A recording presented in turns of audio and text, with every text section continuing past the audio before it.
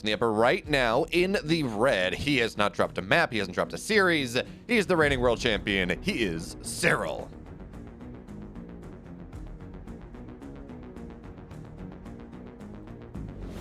His opponent in the blue here on Hardwire. Can gods bleed? Let's see if he's able to make them bleed. It's HateMe.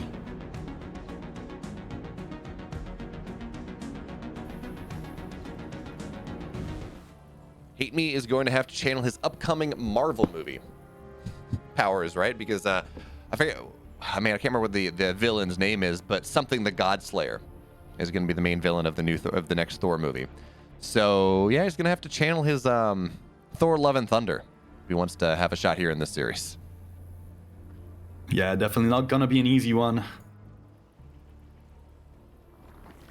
All right, but there we go. Actually, HateMe not going for something super aggressive right now. Edge gas pool. I mean, it is hardwire. It's hard to get across the map with a 12 pool, something like that. Yeah, even though there is no ramp, so that is also something to consider. That it is. So, where do we go from here? Does HateMe do something interesting in the early, mid game? But okay, so wait, he's not. Oh, huh? Please, Econ. What in the world is this? Is this a proxy hatch? I think so. There is no reason to send a drone out this late if you're expecting a proxy out of your opponent. It's definitely for something that you want to do. It's proxy tech. It's proxy tech, yes. He's waiting for Novi. Yeah, I mean, he's going to have to wait until lair. But we are going to assume he's going to go quick lair. Proxy Spire, maybe? I don't know. This is an early setup, but he's just making sure that there is almost zero opportunity for Serral to ever get the scout that drone is missing out. It means he's going to miss out on a lot of money over the course of this game, and we will start to see Serral get more head and drones than he ever would otherwise. Oh wait, hold on a second. He's building a lot of lings with this too. Is that a proxy spine instead with just a million lings? Is he just like hiding it so that he can? Oh yeah, okay. Well, it's right in the path of an Overlord Scout, so... Yeah, that is a little bit unlucky. So I was gonna see this, he's like, what, HateMe, what are you doing? What? That's not your expand spot, don't do that, but... Okay, HateMe running in now, and lings are just about popping. Speed is done. This is a cool build from HateMe, as he does get supply block, losing that Overlord. But Serral, he says, oh yes, that's a weird drone. Let me go drop a spine here. This drone is not gonna get it. Yeah, okay, that's dead. That's part A of the build. It's gone. It's not really here. So we're going to have to see if the speedlings from HateMe are going to get anywhere near enough. There are queens. The spine is halfway done. Good surface area on the queens right now, but the zerglings of Serral are doing a pretty fantastic job. Queens gently microing on backwards, and Serral, he's so damn confident in this ult. He cancels his spine anyways. He says, you know what? Maybe I have to give up this third. I don't even think I will, but I don't need the spine in this game. I'm going to get every advantage. He's going to trade out well enough. His third base is done. And there we have it, GG, in 3 minutes, 54 seconds. HateMe drops map 1. That is rather unfortunate. That drone being scouted was the end of the game already. Like, the instant Serral saw that drone, it was like, yeah, I'm dropping a spine crawler, 22 links, and you know what? I keep my queens in position just in case. And HateMe, unable to capitalize on anything at all. He lost the big fight, he lost the drone. Unlucky for him, but of course, gods are rough to make them bleed. Yeah, you know, I need a better knife than that. I mean, cool idea. That probably beats someone of HateMe's level. Zerg of, middle, that probably beats like a Ratata or something. I don't know.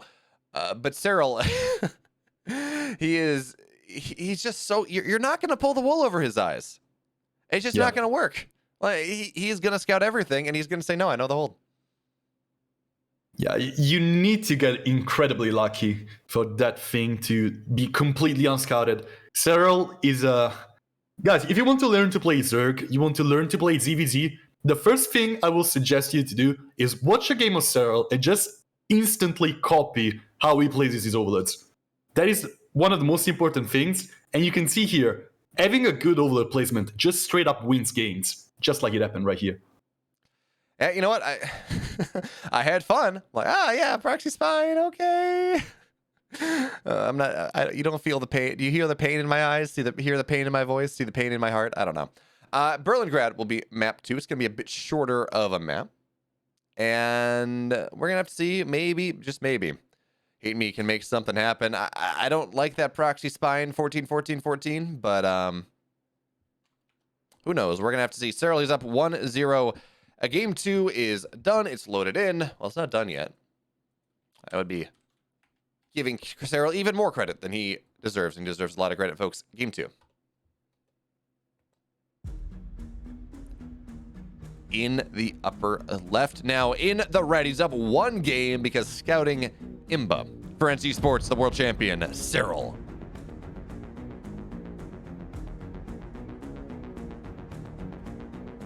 His opponent heading from Austria. He needs 2 in a row, and the first one didn't look close.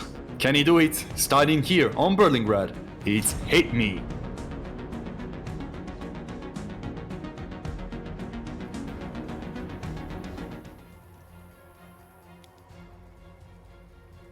Saying they hate me because they hate me. Or something like that. So, what do you think HateMe needs to shift up to try and beat Serral? What do you think it's the main weakness in a matchup of Serral? He's good at defending, he's good at late game. How do you make him bleed? Mutas. His weakness to Mutas is less than it was. But he is still, regardless of whether he's bad against it or not, he seems a little less comfortable. He doesn't like the style as much. Or you have to be Raynor, or you have to outmind game, I think, in part of it. That's why we see Raynor win so many games against him, even if Serral is maybe technically better in ZVZ.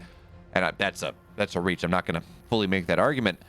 But Raynor has done a very good job of downloading what Serral does and feeding him the wrong information time after time after time. So that's part of the reason why that 14-14-14 from HateMe was so scary. I mean, for part, it does very much look like, oh, it's just a standard expand build. I mean, I didn't look at the timings as closely during the intro, so I didn't even call it right at first or during that game. So your goal then is to, again, try to make sure that you feed Serral the wrong information because you know he's going to scout. And then you just kind of do the opposite of what he scouts you're going to do. Yeah, that's why I had this gut feeling. I was talking before the series even started. The 2 base spire. There's this cute little build in which you get a full wall off, you get a roach warrior in the front, you never make any roaches, you pretend you're getting reconstitutional guile, and you never get it. And then you just spam a million mutas and you catch your opponents with his pants down. Maybe you make a couple roaches to fool him or something to the likes of it. It's a very good build, and a build you cannot simply blind counter. Here, HateMe dropping down a 3rd archery, as well as his opponent, of course. We see the Baneling nesting coming from Serral a little bit earlier, and even a single Baneling a little bit earlier might hurt. Yeah, I mean, I like what Serral's doing here. He understands that he is the massive overdog in this series, so why take risks? You know, get your Baneling nest. You don't need to cut that corner. Get your 3rd at a decent time. Just really play as standard as a game as possible, because if you're able to do that one and just maintain really good scouting, as Serral has, you probably should be fine. Whereas HateMe, he has to find some way to find an advantage, whether it's a weird Ling swell, but everyone knows that 27 drone is the Ling timing, so maybe you go off timing a little bit. Maybe you take a weird quick 4th, maybe even a proxy 4th, I don't know. Do you go for some sort of weird tech, whatever it is. I mean, it does feel like HateMe cannot play standard and hope to win even a game in this series, much less a series in and of itself. But Serral now active on the map with a couple of these Lings, but it's not enough to really do anything. This is just map control right now for the Finnish Phenom. And we just really, I'm just keeping my eyes on the production tab, trying to figure out where exactly HateMe goes from here. For now, it's a Roach Warren, but doesn't necessarily mean he is going to go for those roaches. By the way, they don't call them Serral Zerglings for no reason. This man always finds a way in. Like, basically, you're playing StarCraft, and he's playing chess, because he always has perfect information. Ooh, okay. I do like what we see from HateMe here. He's not going to go. He's presenting the, oh yeah, I'm going to the mid game, but Serral does get the lack of a lair. Granted, we're at that timing where you're not guaranteed a lair right now, anyways. But HateMe, he's not going for +1 range, anything like that. No, it's +1 Carapace. He's going for a big Ling, Roach, Ravager, maybe some Banes. That big timing in about a minute and a half, about a minute from now, when Carapace does complete, and just trying to catch Serral before he is truly powered up into his late game form. But Serral, he's got a bunch of Roaches on the way.